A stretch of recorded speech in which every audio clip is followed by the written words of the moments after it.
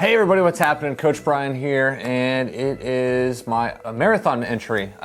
So real quick, in summary, in this video, I wanted to share with you two main topics of discussion. First is what to do when injuries happen, and second is hydration. So since my last entry, it was funny, I made the last entry on a Friday, okay? So in addition to filming this, we also make other videos that we put on YouTube, obviously. I did a lot of lower leg exercises, calisthenics, core work, but a lot of it had to do with being on the balls of the feet. So this is, so bear with me, long story short is that over time, your lower leg can't handle that much abuse, especially if you're training. So what ended up happening was I did all that work, and then the next day I went out for a run. So my last entry, I was like, yeah, everything is good, I'm doing great. And then the day after I made that video, I went for a long run, and all of a sudden, half mile in, my calf snapped. Fortunately, I didn't tear anything, I didn't break anything, but I totally strained it pretty extreme to the point where I had to limp and walk home. So yeah, I totally injured my calf just because all the excessive lower leg stuff I was doing making YouTube videos. So I had an injury. I had a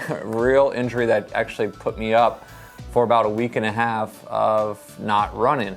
It sucked. I went to the chiropractor, I did everything that I could possibly think of to heal my calf. And if you have ever had a calf injury before, you know how debilitating it can be because you're always on your legs. What I did, I went into pretty much crisis mode because I knew that if I didn't treat the strain aggressively, it would have just resurfaced and would have kept getting worse and worse and worse. So I took a full week and a half off, and in that week and a half, chiropractor, I did a ton of self-massage, foam rolling, light stretching, because if you know anything about straining, your muscle is pretty much stretched, either within the muscle belly or right there where it inserts with the tendon.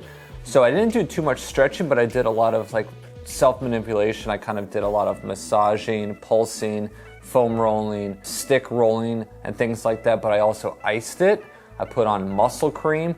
I did ibuprofen to reduce any inflammation. I took a ton of turmeric, up my vitamins. Yeah, so I did a lot, and also compression sleeves, which I've talked about in previous videos. So I did all those tactics. I did some anterior tibialis, so the shin work, but it was constant. I made sure I was light on my feet, doing excessive walking. I really took it seriously because I knew if I didn't stop right then and there and treat the injury appropriately, I wouldn't be running back at the pace I was. So yeah, it sucked, but it kind of was a realization like, wow, a lot of things that you do outside of running have a direct effect on how you run. Like I didn't even realize like the jumping jacks, mountain climbers, even like high knees, butt kickers and things like that, you're always on the tips of your feet, and that puts strain on your Achilles, your soleus, your gastroc, your calf, and then I translated over to running because my calves just couldn't take it. So if you've ever experienced an injury when you're running, you need to treat it appropriately. I can't stress that enough. If you've got a comment or question about a certain type of injury, please post it now below. But also check out our other videos too here, because we do have a lot of injury related videos that could be helpful to you to help you get back to running in no time. But I'm good, I'm back to running. I just hit an 11-mile run last weekend and I crushed it, felt awesome. I'm starting to integrate nutrition when I'm running. I'll talk about that next video. But last video I talked about, touched on hydration, water. Lots of water. First off, this is an awesome shaker cup. I want you to go to Instagram, follow us on Instagram because we give shakers away probably a few times a month. And water always tastes better in a cool shaker. But I keep water on me all the time because here in Florida, I sweat, I lose all my electrolytes when you run, and you just have to stay hydrated to run properly and safely. Fortunately, I live pretty close to a trail and it has water fountains on it, but if you're not that fortunate, you have to carry water with you. But because you can lose up to 2 to 3 pounds of water weight in an hour. And that seems pretty crazy, but it's true, especially if you live in warm, humid climates like Florida. Talking about hydration, a lot of people think like I need to load up water like the morning of or the night before, but reality is 48 to 72 hours before you go into an event where you need to run. So I hyperhydrate on Thursdays because I do my long runs on Saturdays. I don't want to hydrate Friday night because I'll be peeing all night. Saturday morning I'll be rolling around, my muscles aren't saturated with water. It's still kind of in the bladder and in the stomach. So I hyperhydrate a couple of days leading up to my long run. So hyperhydrate, what that means is pretty much 1 ounce to 1 pound of body fat, or body weight. So if I'm 170 pounds, I'll drink try to drink 170 ounces of water. That's kind of above and beyond what your normal general recommendations are. General recommendations is 1 ounce for every half pound of body weight. So if 170 pounds, that would be, I'm not good at math here, 85